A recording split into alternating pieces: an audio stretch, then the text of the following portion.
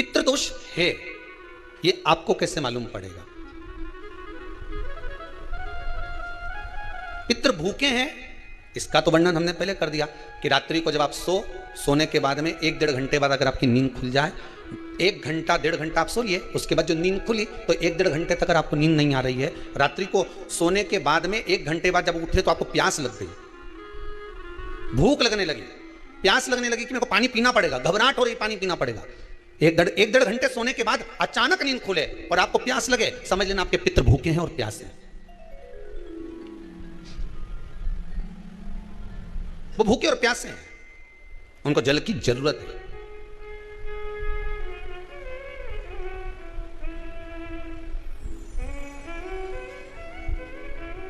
किसी भी नदी में, सरोवर में, कुंड में, बावड़ी में, तालाब में, आप तीर्थ में जाकर जब स्नान करते हैं तो स्नान करने के बाद एक काम का नियम बना लो कि अपने हाथ की अंजलि में जल लेकर अपने पूर्वजों को देना।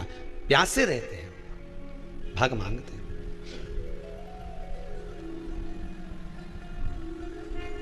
भाग प्राप्त करना।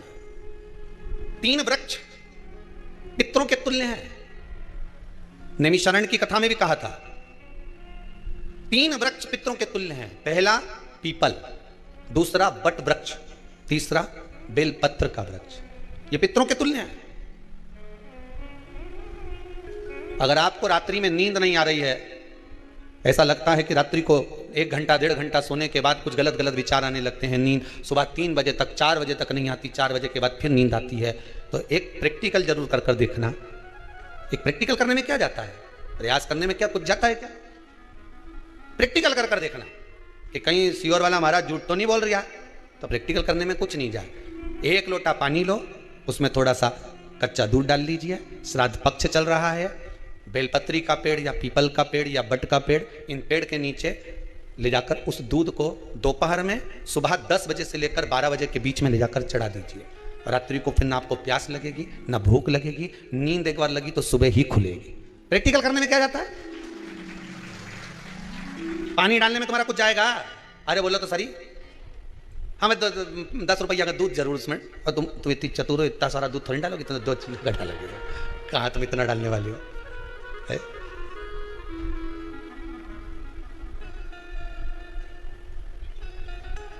कहा बहुत चतुर लोग हो रहे संसार में हो, भले पूजन पाठ नहीं करे पर कहीं का एकदम मिलने आ जाए ना, क्या अम्मा जी है क्या पाठ कर रही है, फिर वो भी बैठ गई तुरंत, अभी तो सोई थी तुरंत। क्या पंडित जी हैं क्या, उनसे थोड़ा काम है, अभी माला जप रहे हैं, मालूम पड़े पंडित जी तो आराम से सेव फल खा रहे थे, अब प्लेट सोफा के नीचे घुसे तुरंत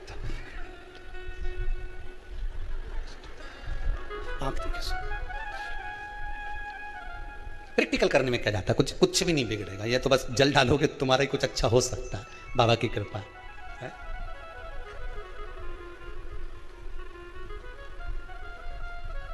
तीन वृक्ष पितरों के तुल्य हैं। पहला जम के बोलिए पीपल, दूसरा बट वृक्ष, तीसरा बेलपत्री का वृक्ष। तीनों पीपल के वृक्ष में 52,000 ब्राह्मण एक साथ निवास करते हैं, इसलिए पितृतुल्य है।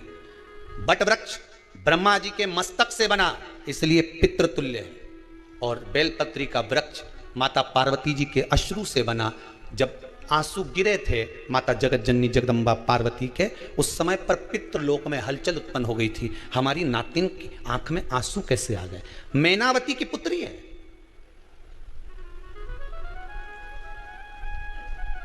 पितरों की नातिन, इसकी अश्रु कैसे गिर गए? पार्वती जी ने कहा ये आंसू नहीं, मेरा पुण्य भाग प्रकट करती हूं बेलपत्री के रूप में। तो पितरों ने वर दिया था कि ये बेलपत्री का वृक्ष हमारा आशीर्वाद है, इसके नीचे अगर कोई दीप लगाता है, शिव को स्पर्श कर चढ़ाता है, उसके पितरों की शांति होगी, हम स्वयं उसको आशीर्वाद देने के लिए पधारेंगे। बेलपत्र का वृक्ष पितृतुल्य।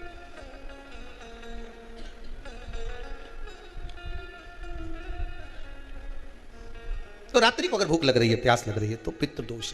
दूसरा पितृदोष का लक्षण बताया, घर में कोई शुभ कार्य ना हो, वंश की वृद्धि ना हो, 1 रुपये कमाओ 1.25 रुपये खर्च हो रहे हैं, पैसा 10 जगह से कमाई आ रही है पर घर में टिक नहीं पा रही है, आया गया, पितृदोष है। जरा सी कटोरी पड़ी है उसके पीछे विवाद चालू हो जाए, पानी ढुल गया उसके पीछे विवाद हो जाए, या छोटी छोटी बात में घर में क्लेश मचा हुआ है, पितृदोष है। समझ लो हमारे पूर्वज हमसे खुश नहीं, प्रसन्न नहीं। कोई कहता है गुरुजी श्राद्ध बड़े बेटे को करना चाहिए कि छोटे को करना चाहिए?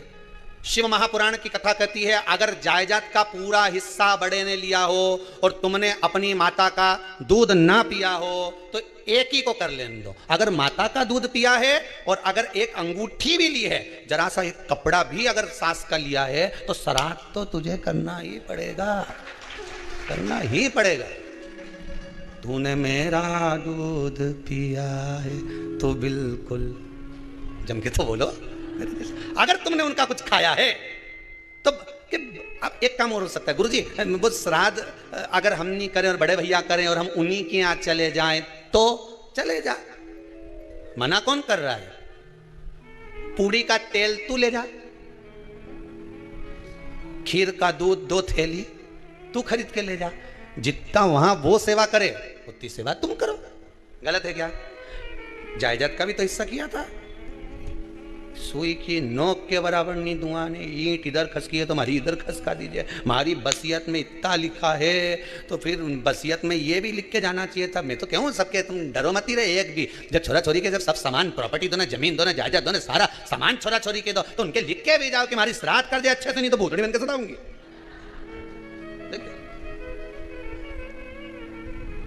श्राद्ध करो। कितना दिया तुमको? बोलो ईमानदारी से बोलना, कितना दिया? ढेरों में। और एक बात बहुत अच्छे से कहूंगा, आप लोगों के जीवन में उतरे। अगर मायके में भाई, मायके में भाभी, मायके के लोग अगर आपके माँ बाप का श्राद्ध नहीं करते हैं तो बेटी भी अपने माता पिता का श्राद्ध कर सकती है। उसने भी दूध पिया है अपने माता पिता का, पर वो श्राद्ध का भोजन कौन कराएगा? बेटी का पुत्र हो, बेटी की पुत्री हो, वो कराए। और नाम वो नाना नानी का ले ले करे। अगर वो नहीं कर रहे हैं, वो नहीं संभालते, वो नहीं जानते, तो आप करो, तो करे। 2 भाग होते हैं। जब एक रोटी गाय के मुख में दी जाती है, गाय के मुख में जब हम रोटी देते हैं, एक रोटी जब देते हैं, या तो गाय के मुख में 16 श्राद्ध में जब रोटी देते हैं तो रोटी को बीच में से तोड़कर, रोटी का जो 2 भाग होता है उसको, मतलब ऊपर से फुलका का परत नहीं निकालना है। रोटी जो सीधी सीधी है ना, जैसे ये रोटी है तो इसको बीच में से तोड़ लिया, 2 भाग विभाजित कर लिया, नीचे वाले भाग में भी थोड़ा सा गुड़ शक्कर रख लिया, ऊपर वाले भाग में भी गुड़ शक्कर रख लिया, एक के ऊपर एक रोटी को रख लिया, वो गाय को दी। तो अपन श्राद्ध पक्ष में 2 पूड़ी का प्रमाण है कि गाय को 2 रोटी दी जाती है, कुत्ता को 2 रोटी दी जाती है। 2 पूड़ी रख के देते हैं, आप लोग तो देते होगे, 2 पूड़ी के ऊपर पूड़ी रखकर, थोड़ा सा मीठा रखकर, नमकीन रखकर, कुत्ते को भी देते, 2 पूड़ी तोड़कर काका को भी देते। 2 पूड़ी का प्रमाण कहां से आया? 2 भाग रोटी के टुकड़े का प्रमाण कहां से आया? श्राद्ध पक्ष में ही ऐसा क्यों किया जाता है? बाकी के समय पर तो कोई ऐसा 2 पूड़ी का प्रमाण ही नहीं। पर श्राद्ध पक्ष में ये क्यों कहा जाता है कि पूड़ी के ऊपर पूड़ी रख दे, उसमें मीठा रख दे, खीर शक्कर रख दे, गाय को दिया, कुत्ते को दिया, कागा को दिया, ऐसे क्यों कहा जाता है? उसका कारण क्या होता है? उसका केवल एक कारण है, जो नारी ने भोजन का निर्माण करा है, जो घर की बहू भोजन बनाई है, जो घर की बेटी ने भोजन बनाया है, घर की माता ने भोजन बनाया है।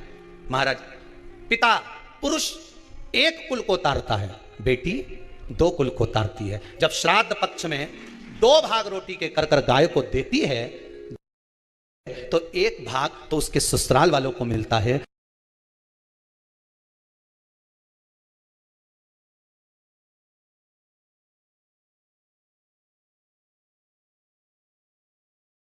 मायके को भी मिले, ससुराल को भी। जब गया जी का पिंड होता है तो नाना नानी सबका स्मरण कराया जाता है। 2 भाग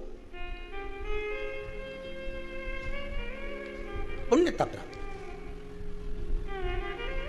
अब लोगों को मालूम तो है नहीं कि 2 पूड़ी क्यों रखते हैं, उसका कारण वर्णित है शास्त्रों, दोनों पक्ष तारने के लिए, दोनों पक्ष का स्मरण कराने के लिए। महाराज, बिंदु प्रेत योनि में पड़ा, चंचुला देवी उनके मोक्ष का प्रयोजन कर रही है, प्रयास कर रही है। क्या करा जाए कि इनको मोक्ष मिल जाए? कहा शिव महापुराण की कथा। पार्वती मैया की सहेली बन गई और पार्वती मैया ने शिव महापुराण में प्रेत योनि से मुक्त होने के लिए कहा, तुम तुमरुका जी के यहाँ जाओ, देवऋषि नारद के पास जाओ। नारद जी ने तुमरुका जी के पास भेज दिया। क्यों? नारद जी जानते हैं मैं कथा नहीं कर सकता, मैं कथा सुन सकता हूं पर कह नहीं सकता, कहने के लिए मुझे बैठना पड़ेगा, सुनने के लिए हो सकता है कि मैं चले जाऊं वापिस आकर बैठ जाऊं। तो मनोका जी से कहा कथा कह दोगे? हाँ, कहने में क्या दिक्कत है, मेरे पति को प्रेत योनि से मुक्त करना है। तो मुरुका जी बोलते हैं केवल तुम्हारा पति प्रेत योनि से मुक्त नहीं होगा। तो मुरुका जी ने शिव महापुराण में कहा, सुनो चंचुला देवी, केवल एक व्यक्ति शिव पुराण से नहीं तरता, इस बिंदुक जैसे ना जाने कितने प्रेत इस वायुमंडल में घूम रहे होंगे, ना जाने कितने पितर, ना जाने कितने आहूत, ना जाने कितने वासुक इस वायुमंडल में घूम रहे होंगे। तुम्हारा पति तुमको दिखा नहीं, तुम्हारा बिंदुक तुम्हें कभी नजर आया नहीं, फिर कारण क्या था? बस मन में शांति नहीं है। घर में सारा सुख है पर हृदय में शांति नहीं, समझ लो पितृदोष है। क्या करा जाए फिर? क्या करोगे महाराज? हृदय शांति, हृदय शांति।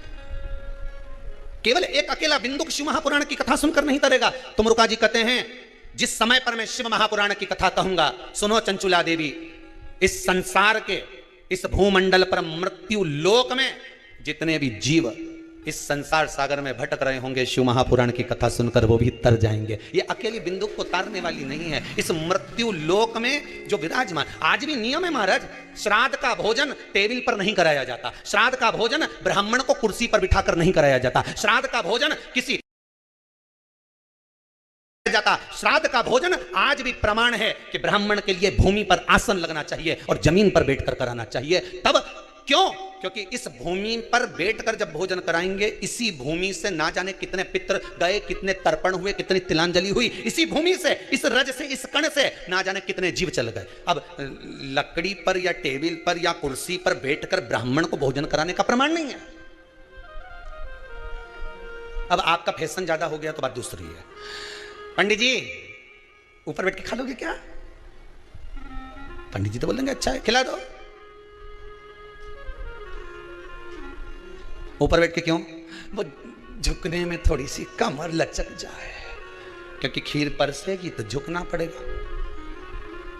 अब ब्राह्मण अगर भोजन करने आसन पर बैठेगा, तुम अगर थोड़ा झुककर परसोगी, ब्राह्मण के सम्मुख में आप थोड़ा सा भोजन कराते समय झुकोगी, जरा विचार करिए।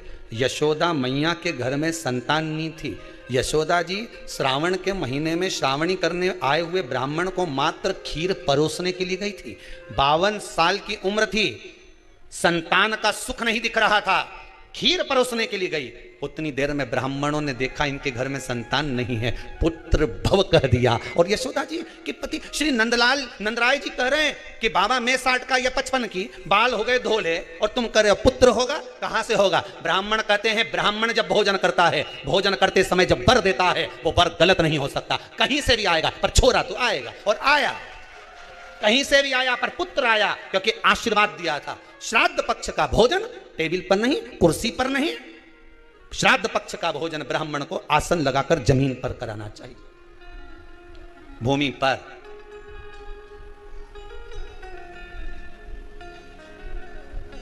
अब आजकल के ब्राह्मण भी थोड़े नीचे, अगर हम टेबल पे जिम लें तो जी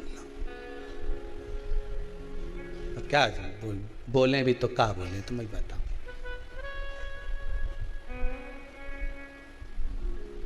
थोड़ा सा भाग भूमि का हो महाराज, तर्पण तिलांजलि सब भूमि पर।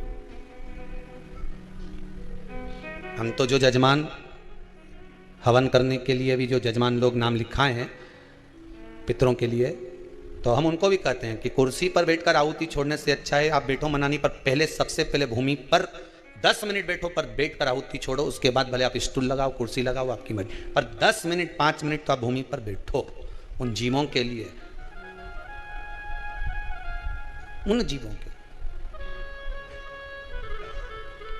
16 श्राद्ध में, श्राद्ध पक्ष में, घर में अगर गंगा का जल हो, आपके घर में अगर गंगा जल रखा हो, श्राद्ध पक्ष में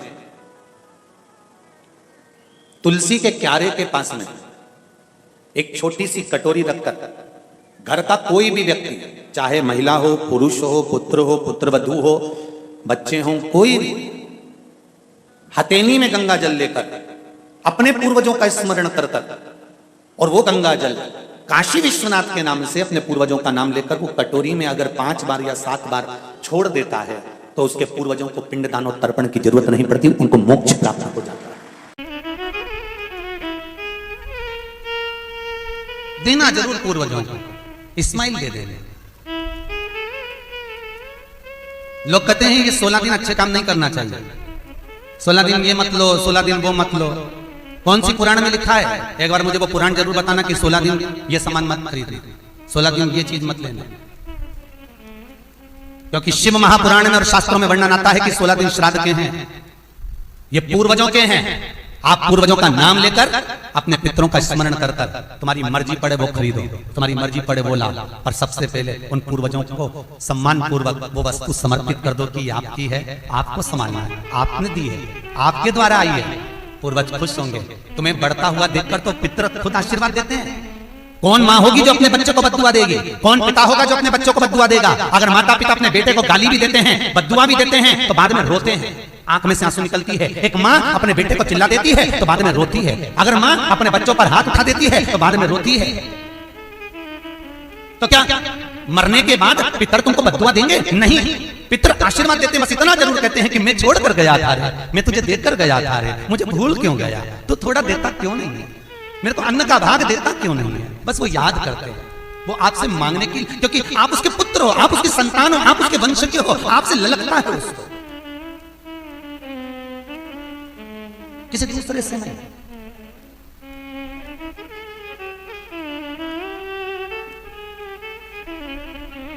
प्रेम दीजिए।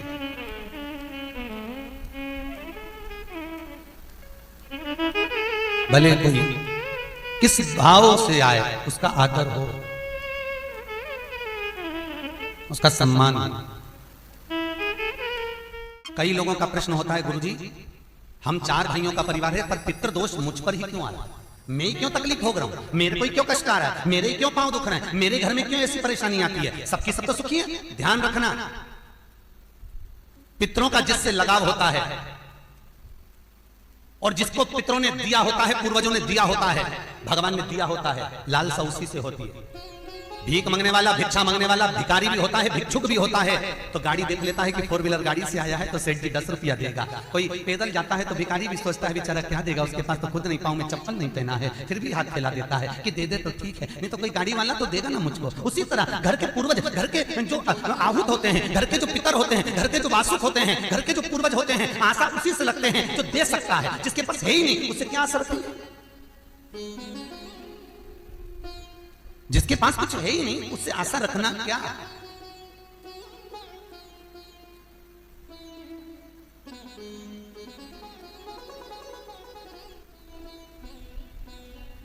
कई लोग कहते हैं गुरुजी हमारे पास देने के लिए कुछ भी नहीं, हम हमारे पूर्वजों को क्या? मत दो ना, इस्माइल तो दे सकते हो। जिस दिन तुम्हारे पूर्वजों का श्राद्ध है, तुम्हारे पास में खिलाने के लिए अन्न नहीं है, तुम्हारे पास देने के लिए दान नहीं है, तुम ब्राह्मण को घर में नहीं बुला सकते, कोरोना महामारी चल रही है, तुम कुछ भी नहीं दे सकते, तुम्हारे पास देने के लिए वस्त्र नहीं, आभूषण नहीं, कुछ भी नहीं, मत दो। निवेदन है बस चेहरे पर प्रसन्नता रखकर, एक निवेदन है कि चेहरे पर प्रसन्नता रखकर उस दिन अपने पूर्वजों को याद जरूर करना और कह देना कि आप ही का दिया हुआ है जो हम खा रहे हैं, हम पर करुणा करना, हमारे पास कुछ भी नहीं है। डब्बे में से गुड़ या शक्कर निकालकर, अरे गैस को लाइटर से जलाकर उसकी अग्नि में छोड़ देना, पर 2 दाने शक्कर के छोड़ना जरूर, जिससे वो जीवात्मा दरवाजे पर आकर भूखी ना जाए, उसके मुख में कुछ तो चला जाए और वो जीवात्मा तुम्हें आशीर्वाद दे जाए। तुम्हारे पास कुछ ना हो तो इतना तो दे सकते हो साहब, इस्माइल तो दे सकते हो, प्रसन्नता तो दे सकते हो, मीठी वाणी तो दे सकते हो, अपने पूर्वजों को याद तो कर सकते हो, अपने इष्ट को याद तो कर सकते हो, जिसने दिया है उसका गुणगान तो गा सकते हो। एक नई नवेली दुल्हन को पति ने एक नई नथनी लाके दे दी।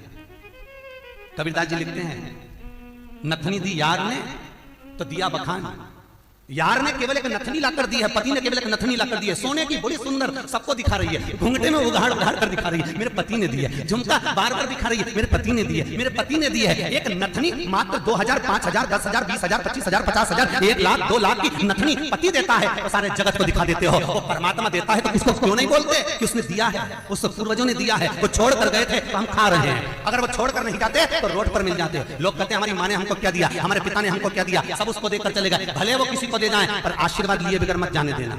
भले वो कितना भी पक्षपात करें, भले वो कितनी भी बेईमानी करें, भले वो कितना भी कपट करें, वो सारी जायदाद उठाकर किसी को भी दे दें, पर उन माता पिता का सम्मान जरूर करना, क्योंकि वो मरते मरते आशीर्वाद जरूर दे जाएंगे कि मैंने तुझे कुछ नहीं दिया, ले मैं तुझे आशीर्वाद देता हूँ, और तुम्हें आशीर्वाद मिल गया तो तुम निहाल हो गए। वर चाहिए, आशीर्वाद चाहिए, धन दौलत नहीं। श्राद्ध पक्ष की कथा कहती है, ये श्राद्ध पक्ष का जो वर्णन गरुड़ पुराण में कहा गया कि जीवात्मा सबसे पहले जाती है तो घर पर जाती है, जैसे जठा और मठा की कथा। दो भाई हैं जठा और मठा, दोनों साथ में रहते थे, पर इनकी जो धर्म पत्नियां थी आपस में कुछ भेदभाव हो गया, दोनों अलग अलग हो गए। जठा बहुत धनपति था, मठा थोड़ा सा गरीब था, दोनों अलग अलग रहे।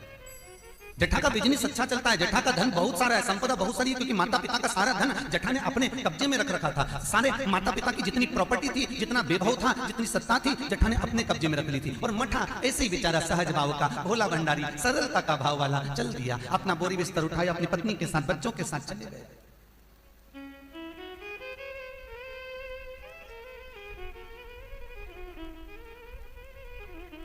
16 दिन श्राद्ध किया गया।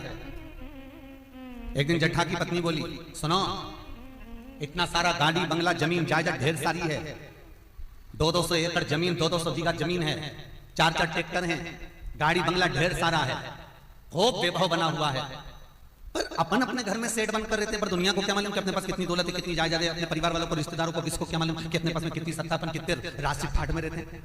तो पति बोला क्या करना है, पत्नी बोली एक काम करो, तुम्हारे जो पिताजी मर गए थे उनका श्राद्ध आ रहा है,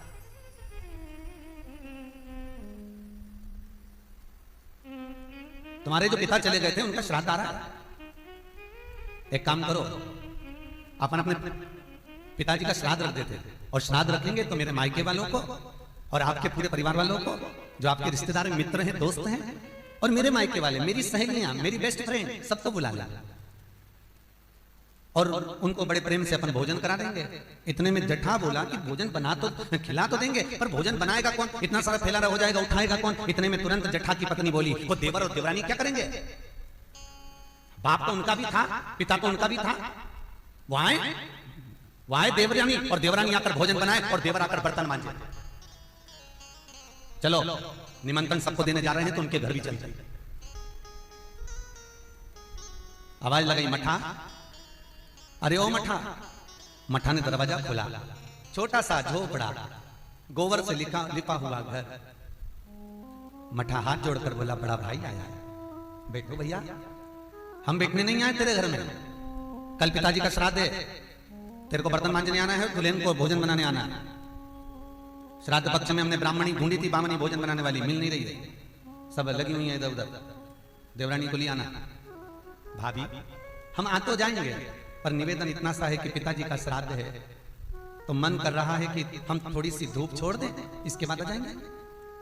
इतने में तुरंत भाभी बोली, सुन रे मठा, आना हो तो सुबह जल्दी आना, क्योंकि रखे हुए बर्तन कौन मांजेगा, भोजन कौन बनाएगा, इतनी देरी से आना है तो केवल क्या खाने आ रहे हो, आने की जरूरत नहीं है, तुम दोनों की जरूरत नहीं है, मेरे को मत आना, तुम छोड़ दिया। जठा गया, अपने ससुराल वालों को बुला लिया, मायके वालों को बुला लिया, सबको बुलाया। पितृलोक से जिसकी तिथि होती है, पितरों के भगवान जिनका नाम है आर्यमा स्वामी, कौवे पर बैठकर जिसकी तिथि होती है, उस तिथि के जीव को कौवे पर बिठाकर आर्यमा स्वामी लेकर आते हैं, और जिसकी यहां श्राद्ध होती है उसकी छत पर कौवा छोड़ते छोड़ते जाते हैं।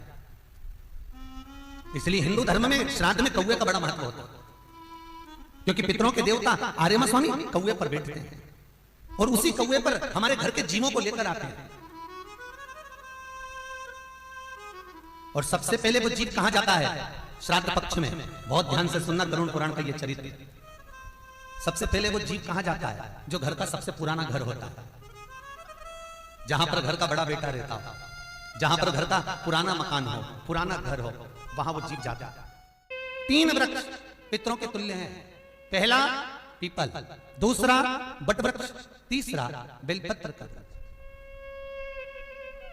बेलपत्र का वृक्ष कभी अनायास श्राद्ध पक्ष में आप कुछ भी ना कर पाए, कुछ भी ना कर सकते हो, तो एक पत्ते के ऊपर कोई सा भी पत्ता ले लो, चाहे पान का ले हो, कोई पीपल का ले हो, कोई भी पत्ते के ऊपर एक पुड़ी, थोड़ा मीठा थोड़ा नमकीन रखकर अपनी कामना कर कर अपने पूर्वजों के लिए इन 3 वृक्ष के नीचे 16 श्राद्ध में किसी भी एक दिन आप वो भोजन को रखकर आ जाइए, अपनी कामना कर कर सुख का अनुभव होगा, पितरों को शांति मिलेगी। एक जट्ठा और मठा की कथा हमने पहले कही है, वो भी हमारे पेज पे डली हुई है, आप उस पे से निकाल कर सुनना। उसमें भी हमने व्याख्यान वर्णन करा जट्ठा मठा की कथा। 3 वृक्ष पितरों के तुल्य हैं, 3 पक्षी पितरों के तुल्य हैं, कौवा, हंस और गरुड़। एक कौवा और एक श्वान, कुत्ता, ये 2 ऐसे होते हैं जिनको 20 मिनट पहले, आधे घंटे पहले, 1 दिन पहले, 24 घंटे पहले, 48 घंटे पहले क्या होने वाला होता है, कौवे को और श्वान को भान हो जाता है। क्यों? क्योंकि ये यमलोक में जहां यमराज निवास करते हैं, श्वान और कौवा उस स्थान का भाग ग्रहण करते हैं और इनको ये ज्ञान पूर्व से यमराज से प्राप्त होता रहता है, पूर्वभान होता प्राप्त होता रहता है।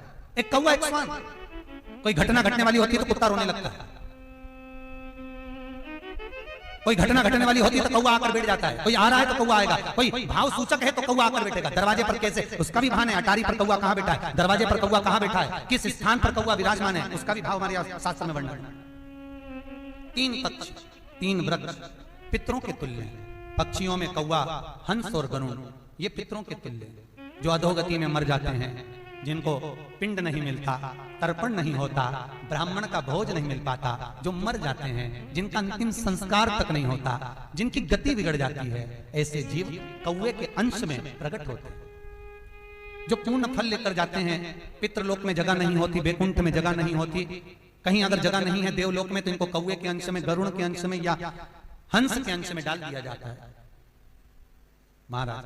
फिर अगला वर्णन किया, 3 पशु, कुत्ता, गाय और हाथी, ये पितरों के तुल्य होते हैं। शिव महापुराण की कथा कहती है, अगर श्राद्ध पक्ष में गया नहीं जा सकते तो गाय के मुख में, गयासुर ने वर दिया था कि गाय के मुख में अगर कोई गया नहीं आ पाएगा तो गयासुर 16 दिन गाय के मुख में निवास करेगा, और गाय के मुख में श्राद्ध के समय पर अगर कोई रोटी देगा, श्राद्ध के समय पर जो भाग देगा, उसको गया जी में पिंड करने का पुण्य फल प्राप्त होगा। ये गयासुर का वर गौ माता के लिए था। तो गाय के मुख में 16 दिन तक गया क्षेत्र का पिंड का भाग प्राप्त होगा। कुत्ता, गाय और हाथी। श्वान को रोटी क्यों देते हैं? क्योंकि श्वान पितरों को अपना भाग प्रदान कर देता है, श्वान रखता नहीं है, चुका देता है। फिर 3 जलचर है महाराज जो पितरों के तुल्य हैं, मछली, कछुआ और नाग। पिंड जो बनाया जाता है वो पानी में दिया जाता है, मछली जिसको पाती है वो पितरों को प्राप्त होता है। कछुआ श्रावण के इस 16 श्राद्ध के अंतर्गत कछुआ यदि आपके दिए हुए भाग को पा लेता है तो वो जीव उसी समय पर तर जाता है। और महाराज नाग, वो भी पितरों के तुल्य माना।